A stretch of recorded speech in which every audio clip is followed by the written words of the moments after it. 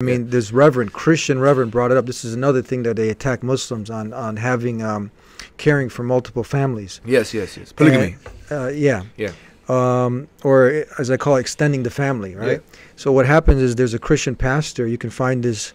He wrote a book because he's in one part of the world where they have such an excess of women. Yeah. And even the president, he's giving incentives for men. He's begging men. Okay, we have excess of women. By the year 2020, we are going to have women in Ghana between the ages of 15 and 55. 3 million from the statistics of 2010. Population and Housing Census 2010. Go and check. Between the ages of 15 and 55, we are going to have 3 million women who will not find husbands if each man married one wife. Tanzania has 30 million women, 20 million men. In February of this year, President John Magufuli was begging, literally begging the men to take 2-3 wives because there over 10 million women can't find husbands. And you know what that means? No. Okay, there will be increase in prostitution, extramarital affairs, there will be increase in unwanted pregnancies, then abortions, sexually transmitted diseases, and when there is excess women, they say the beautiful ones are yet to be born, right? They see the beautiful ones, the old marriages will collapse because the men will leave them and go and take new wives. So when you say that polygamy is destabilizing, think about monogamy as well. I think your point is made. Thank you very much. Reverend Daniel Eshen has made a very strong point. These are Christians. These are Christians now espousing and calling for this because it goes back to much of the natural way. Yeah, so there have been in history. There's like Anabaptist Christians in German communities. Can one of you know how our friend, remember our friend Joe Rogan? Yes. I think he's the guy. You know, Joe, when you're looking for the guy for the statistic or somebody's name. Oh yeah. Yeah, the guy looks it up. Can you look up? I'm curious to know. President calls for.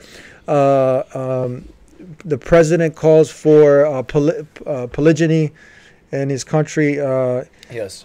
Yeah, I forgot. Yeah, we haven't used this feature of podcasting. Yes, please.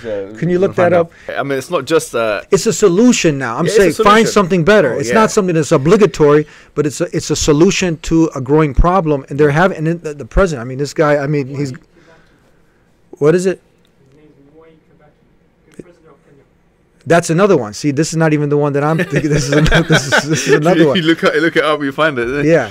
So that's the thing. You have a small community in the world has their worldview, and now you're trying to they're doing dawah for the rest of us. Yes. Is that? No, you're absolutely right. In fact, most world religions openly endorse these things. Obviously, it's the churches or the religious communities of those religions which sometimes suppress those things for legalistic reasons. But certainly, the Haredi Jewish community. They believe in polygamy. A large portion of those things. If you look at their rulings, a lot of their clerics, even to this day in Israel, they're talking about polygamy as polygyny is something which is very much practiced, which is men marrying more than one woman. And the Anabaptists, I remember even after the whole Martin Luther experience in the 16th, 17th centuries, and the Protestant Reformation, there emerged a group called the Anabaptist Christians, and I think they made it actually obligatory for a man to have at least 2 wives, and they use biblical verses to justify their belief, and so on. I mean, obviously, most of the world religions have this, but the point is this. Once again, we go back to our premise. Our premise is that different things are treated in different ways, and if we're saying that the physical and physiological and emotional infrastructure of a man is differentiated almost in its entirety from that of a woman, then certainly it's prescriptions regarding marriage and divorce should be slightly different in that regard. Otherwise, there will be universality where it's inappropriate for it to be.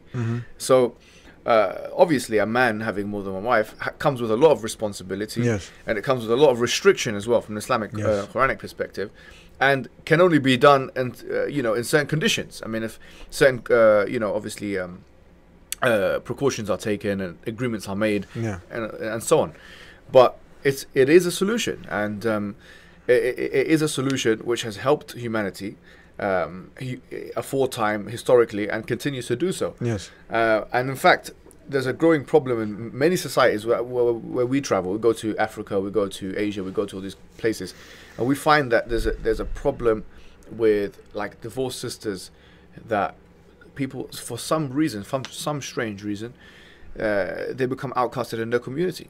even though really and truly from a practical experience perspective, they have more experience if you think about it, right? Yeah. They've been through something and they have more experience than, say, a person who's not been married before. Yeah. Yeah. The president's called Magufuli. That's the one. Yes. John Magufuli. He said, I am not forcing you, but just encouraging you to marry 2 or more wives to reduce on women staying without husbands. There you have it. So they realize it's social issues of John Magufuli. John Magufuli, that's him. He's telling him to. He's not forcing you, but he's encouraging. So the thing is, it's a natural thing. If you look at sociological trends, it makes a lot of sense for a man sometimes to marry more than one. We have to revive this sunnah. So maybe in another country, since this is illegal here in this country. I only brought that up is to for the empowering aspect of, because we brought up connecting it back to the natural way. I mean, of course, the number one natural way, I mean, the number one thing is that pure monotheism. That's that thing that every human being, I mean, is a part of that nature, that connect to worship the Creator, not the creation. It's just part of the human nature. But these other things that Muslims feel depowered, they feel like, when you talk about many of these things, they feel like, how can my religion, everybody's against it. But then when you bring up a lot of these issues, this is amazing. Like, it brings people back to like, wow, I didn't know this. For instance, like people get teased about alcohol, for instance, and then a recent study, for instance, concludes that no amount of alcohol is good for the human being. But the previous study, we all heard that because it was now a gimmick. What they had is faulty. They had the alcohol companies funding.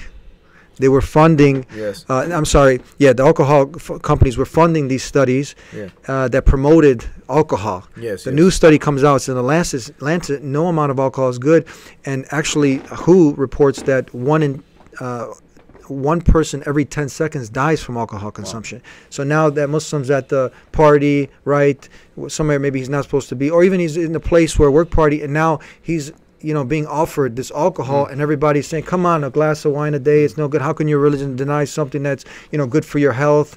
You follow me? Or for instance, we talked about fasting, right? People make fun of you. Like, how can you starve yourself? What's going on? But now we're quoting these scientific facts. They're all coming to the forefront, right? Anything in the deen is the natural way. There's nothing that the Creator told us to do, even though they're making fun of us one day. Now the joke's on you. Like, how can you fast all day? Now you're saying, man, this is for longevity, for life, for all of these things coming to the forefront now. But we're not doing it for the health, because the science is coming out. We're doing it because we trust in our Creator. But now we get to reap both. Absolutely. And the Quran says, أَلَا يَعْلَمُ مَنْ خَلَقَ وَهُوَ اللَّطِيفُ الْخَبِيرُ. Does he not know what he created, and he is the most subtle, the most all-aware. He is all-knowing. So why waste all of our time, trying to find sociological and psychological solutions when all of it has been sent to us through the final messenger, Muhammad sallallahu alaihi wasallam, which all his actions been approved, stamp of approval from the Creator, the all-knowing one. The all-knowing. I mean, that's just the amazing. So we brought up this point because this is empowering. I mean, this just 100%. This is just more and more evidence upon the Quran that we have, with the most evidence that this is indeed from the Creator. And Muhammad, peace and blessings be upon him, was like Jesus, Moses, Abraham, all the other messengers. He was a messenger sent as a mercy to mankind, calling us out of the love to submit our will to the Creator and get to Jannah, paradise. Yeah. Well, Eddie, Jazakumullah khairan for this beautiful podcast. Thank you. I mean, there's a lot of gems. You were talking about gems. I think there's, gold. There's a lot of gold now that they can reap from this podcast, and especially when you're talking about health, etc. So I think it's very important for Muslims, to have that awareness, to have that, as you put it quite succinctly, nutritional integrity.